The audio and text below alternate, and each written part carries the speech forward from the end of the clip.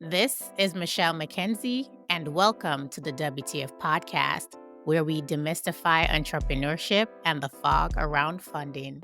Shelley Omilade Bell, aka Omi Bell, dabbled in all sorts of ventures, such as building a tent in her living room to rent on Airbnb, building furniture, owning a t shirt company and a print shop before she started Black Girl Ventures, a social enterprise that creates access to social and financial capital for Black and Brown women founders.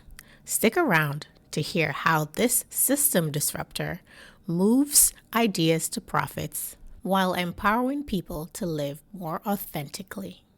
Before we dive into this episode, have you been thinking about your next vacation yet?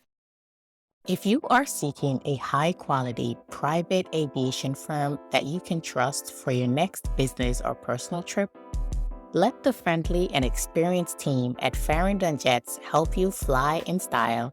Visit farringtonjets.com to start planning your trip today. Use the link in the show notes for special offers. Named one of the top 100 powerful women in business by Entrepreneur Mag and the Entrepreneur of the Year by Technically DC, she is among the nation's most sought after inspirational speakers in the DC metro area, with features in Forbes, the Washington Business Journal, News One, People of Color in Tech, and Politico Live. Omi, welcome to the WTF podcast. Thank you for having me. I'm so excited to be here. I cannot wait to get into this conversation. I love that it's WTF. I saw that and I was like, yes, count me in. I figured you would. The first time I came across you was that speech of yours from Ringing the Bell on Wall Street. And it was so impactful. Before we get into what Black Girl Ventures is, tell me about what that moment meant to you. Oh, so Black Girl Ventures has a partnership with NASDAQ. I said this is what I wanted to do. This is one of the things that I wanted to do is ring the bell. And they were, oh, we'll see. It's hard to get in. And I was like, okay, I'm doing it. Just let me know when, because we're going to make it happen. At first, really early conversations with them before we even solidified the partnership all the way. I'm big on manifesting things. I'm always manifesting something. I'm like, I'm going to do that. And then here we are. What it meant to have to do it, but what it also meant to have my daughter there who's 8. And there's a really lovely picture of us hugging at the podium. And I have a side by side on my Instagram at Omi Bell. I have like a picture of me holding her on my shoulder and cutting wood. One of my entrepreneur endeavors, I was building my own furniture. And on the other side, I have this awesome picture of us hugging at the NASDAQ podium. And it was like a real hug.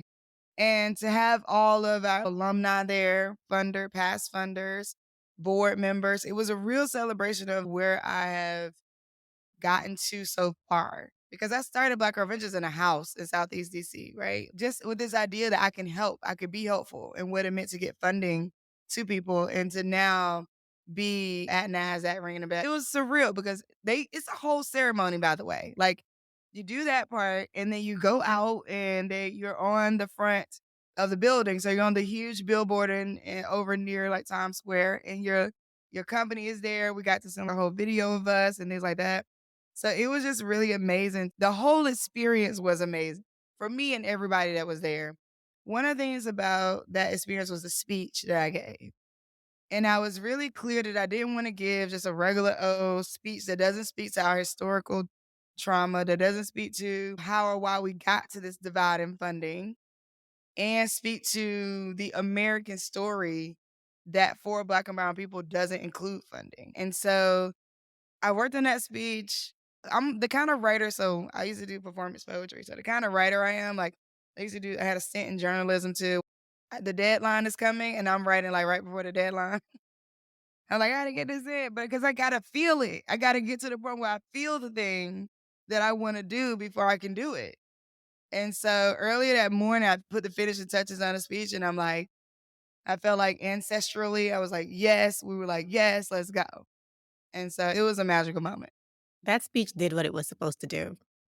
That pulled me in. That's what attracted to me to you as a speaker and to learn more about Black Girl Ventures. You mentioned manifestation.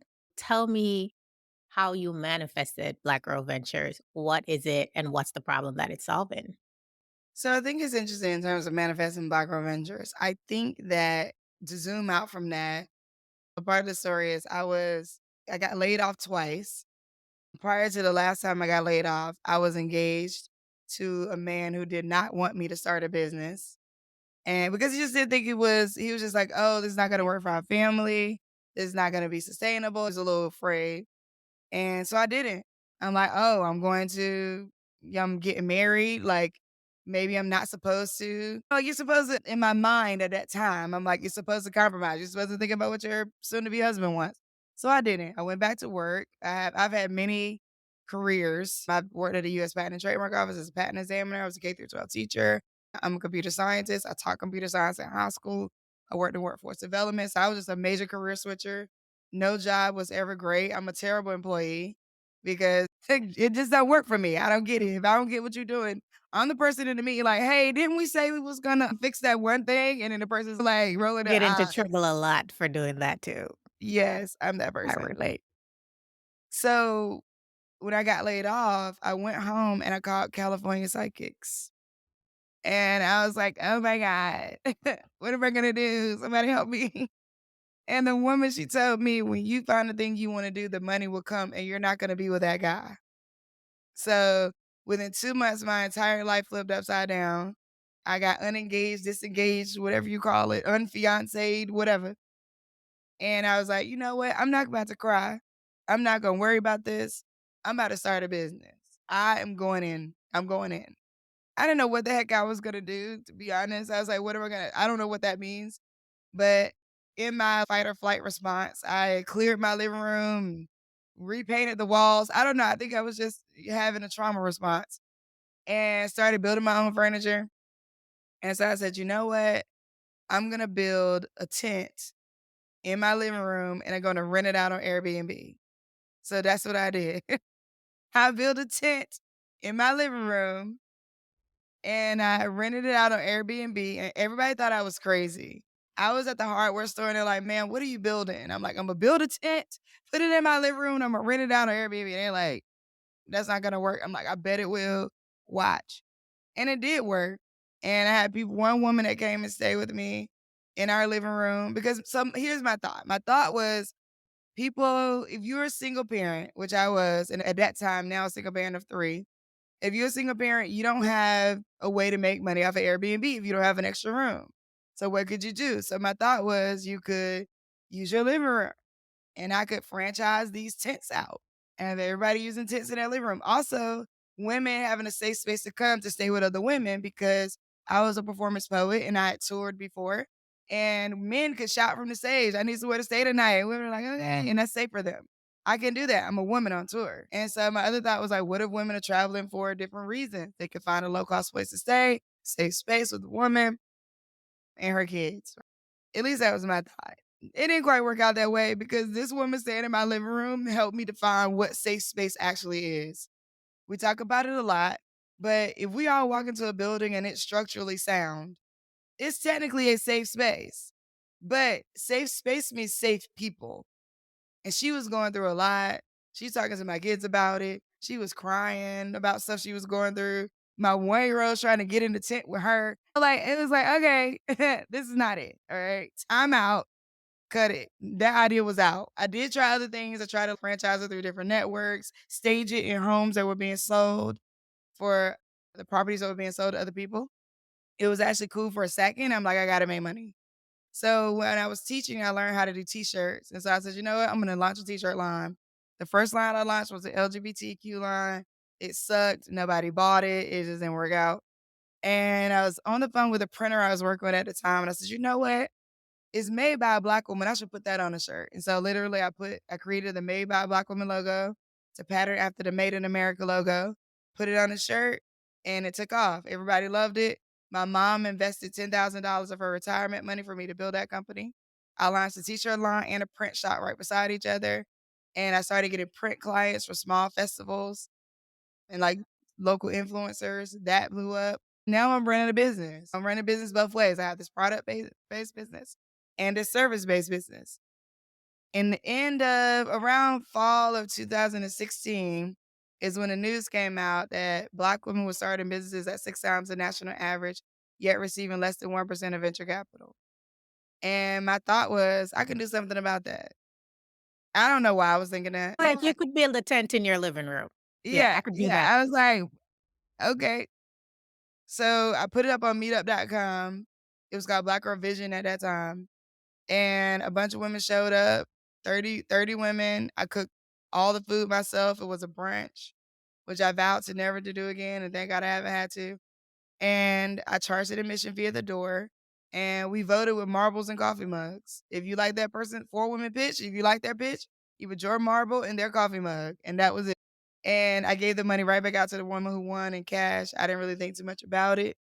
And I kept doing it. I started looking at different ways to build it, how we could just systematically.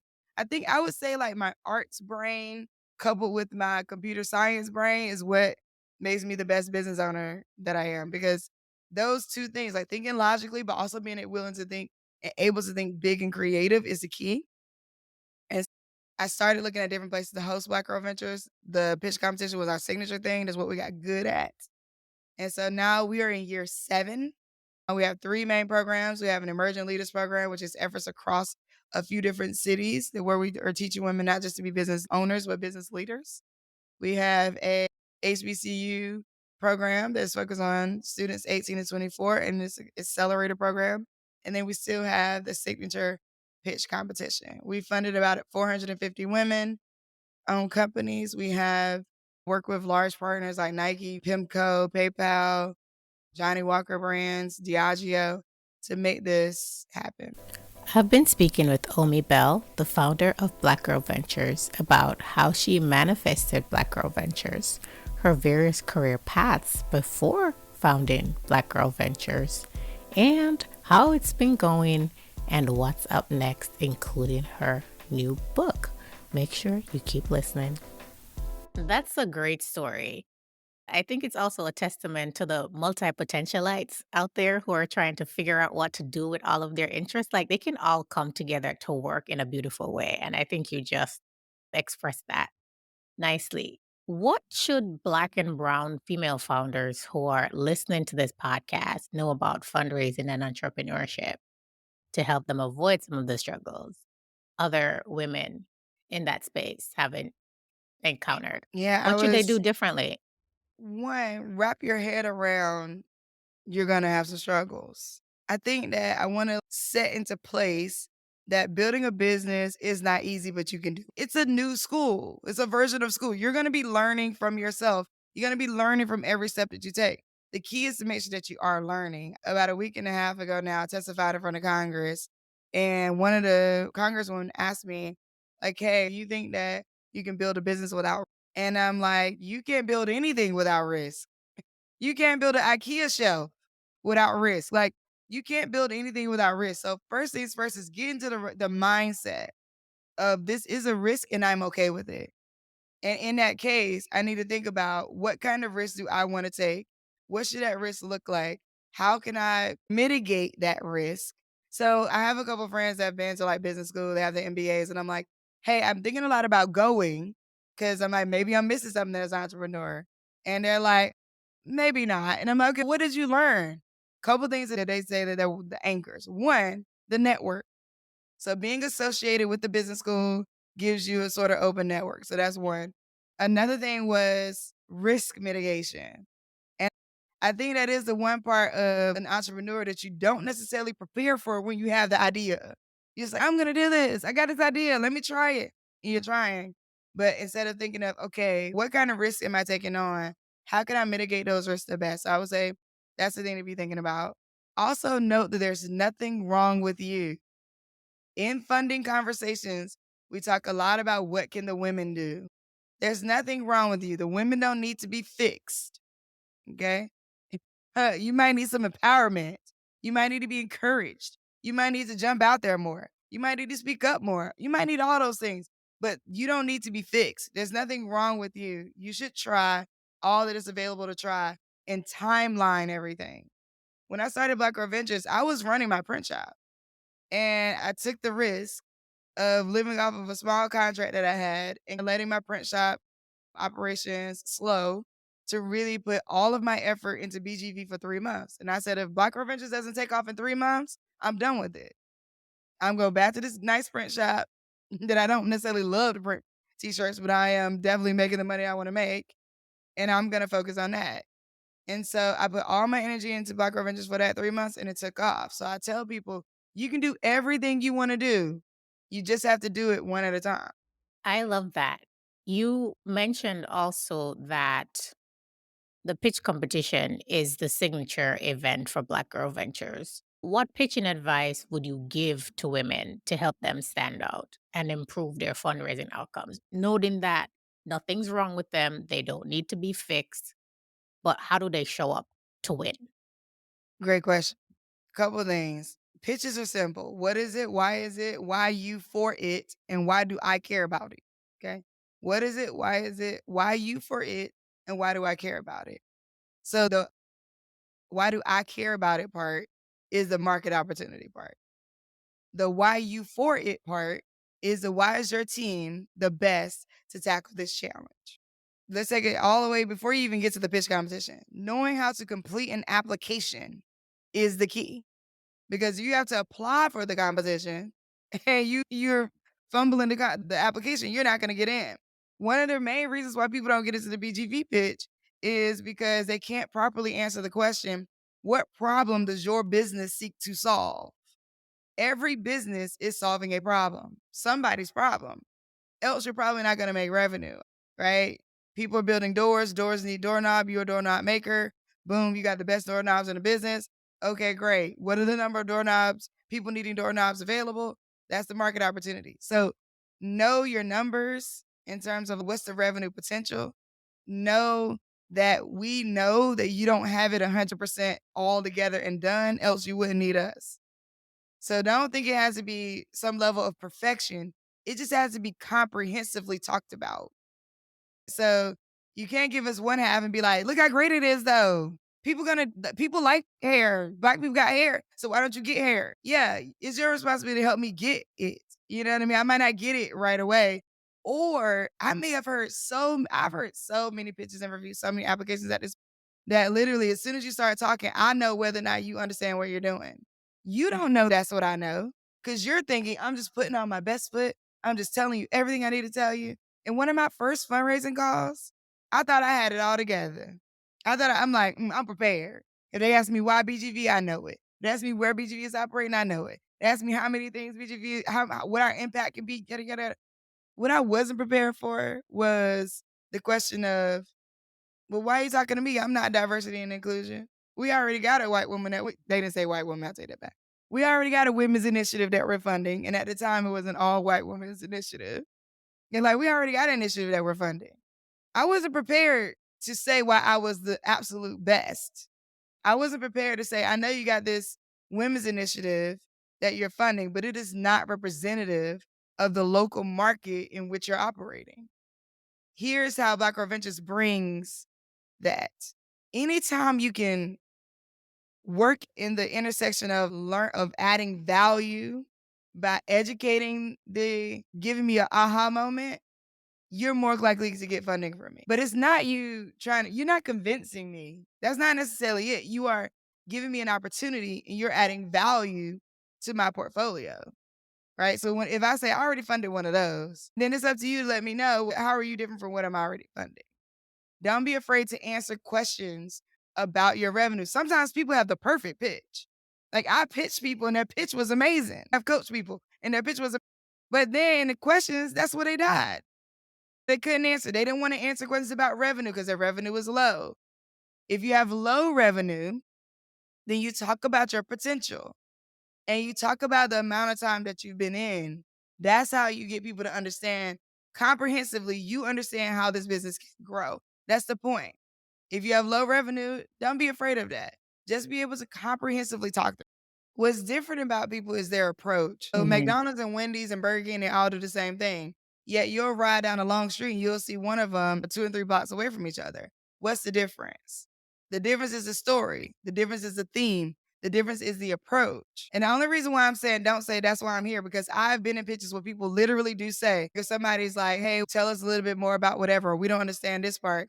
I've heard women literally say, and men too, and it's not just a women thing. I've heard people literally say, that's why I'm here. If I had more funding from you, I could do da-da-da. That's not adding value. That is showing need, not opportunity.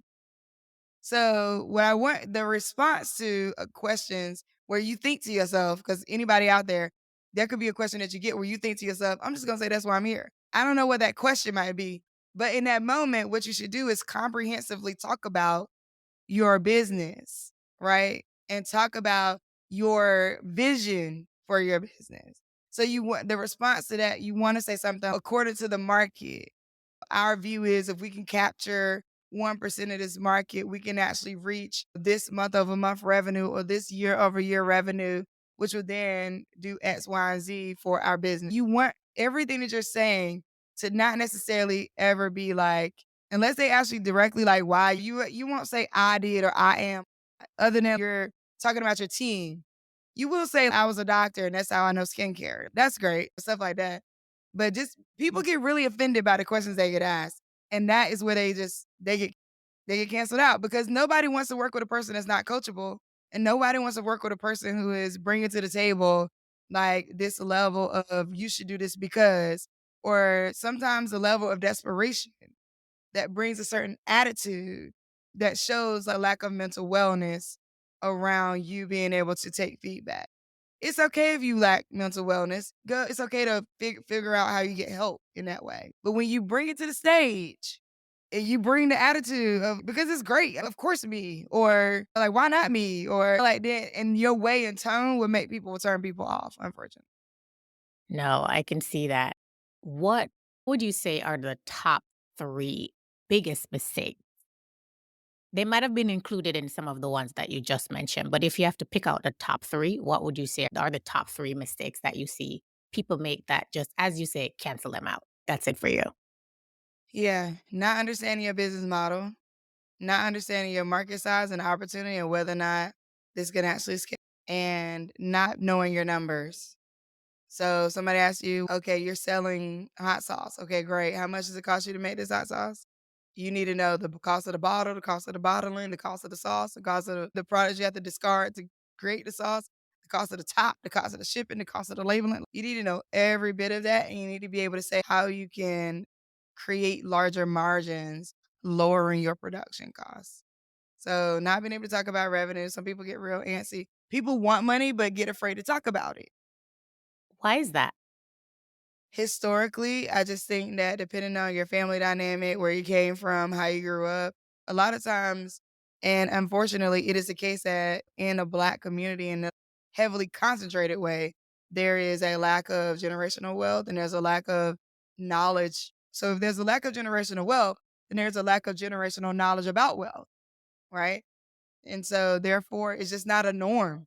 It's just not a norm. I never knew how much my parents made growing up. I don't know how much they made. I might have maybe when we got older, but growing up as a kid, even into my teenage years, I don't know that the conversation was talking about like how much they make versus how much they spend. I know that we had what I would thought was nice things as a kid, but you don't really, but that's not related to money. It's like we had as a kid, like growing up.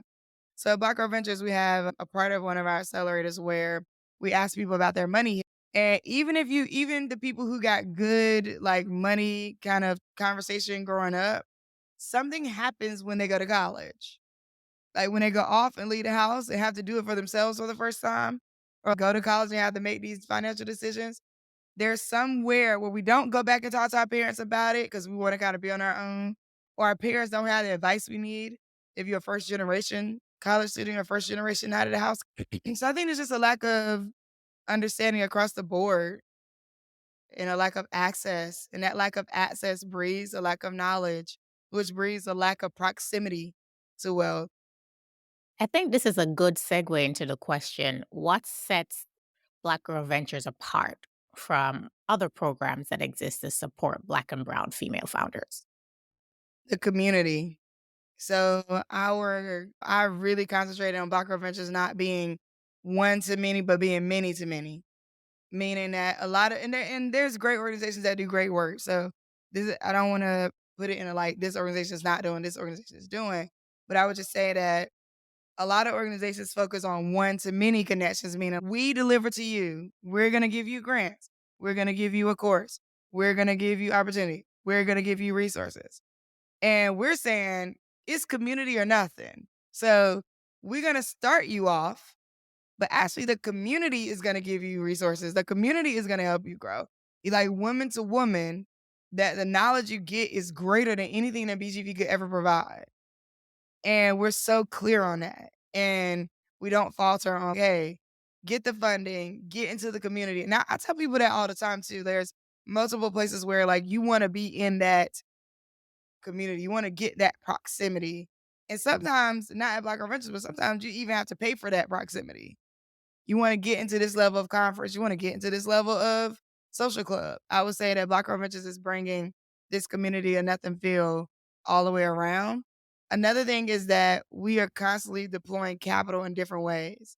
So if it's not the traditional BGV pitch, you get a stipend for being in any of our programs.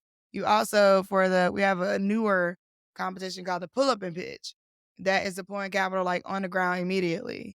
And so it's all about like how can we create capital where there isn't any. We have this crowdfunded pitch competition, which also sets us apart, which means not only do you get in and you learn how to get capital, but you also learn how to raise capital. And then we grant that capital back out to you. So, Omi, as we're getting ready to wrap up, what are the success metrics for Black Girl Ventures? How do you measure success? Yes, we look at diversity in terms of like how we bringing in the participants based off of where they live, based off of life experience, based off of different kinds of businesses that we want to fund. We also looked at like growing a community and growing service. Like how do we serve? How many women are we serving? We also look at how many people we can connect to bigger opportunities. Can we connect you to a corporation for them to become your customer? Can we connect you to other funders, investment? Get you other opportunities and growing your network. How big can we grow your network so that you can have the kind of network that constantly delivers for you? I love that. Tell the listeners where they can learn more about Black Girl Ventures and what it has to offer and more about you. You can follow Black Girl Ventures on Twitter at BGirlVentures, on Instagram at Black Girl Ventures. Also visit us at blackgirlventures.org to apply for programs, to learn more about what we got going on. For me, you can go to @OmiBell. I'm on Instagram. Also, the Omi Bell on Twitter. Also, I have a book available for pre-order called Originate, Motivate, Innovate, 7 Steps for Building a $1 billion Network. And you can go and find it where you buy your books, Amazon, Books A Million, Barnes & Noble, Walmart, and order your copy. Omi, thank you so much for stopping by and sharing generously your knowledge and your experience with the listeners. Thank you so much. Thank you for having me. This is great. To my listeners, I hope you enjoyed this episode. If you did, don't keep good content to yourself. If you enjoyed the episode, let me know by rating, reviewing, and sharing the episode with some friends. Subscribe to the podcast at its home on the Alive Podcast Network. Follow the podcast on your favorite podcast streaming platforms like Apple Podcasts, Google, Spotify, and more to get notified when new episodes drop. To be a guest or sponsor the podcast, email where'sthefunding@gmail.com. Follow the podcast on Instagram at where'sthefunding_podcast and follow me, your host, Michelle J. McKenzie, and the show page on LinkedIn. Join me next Friday for another episode.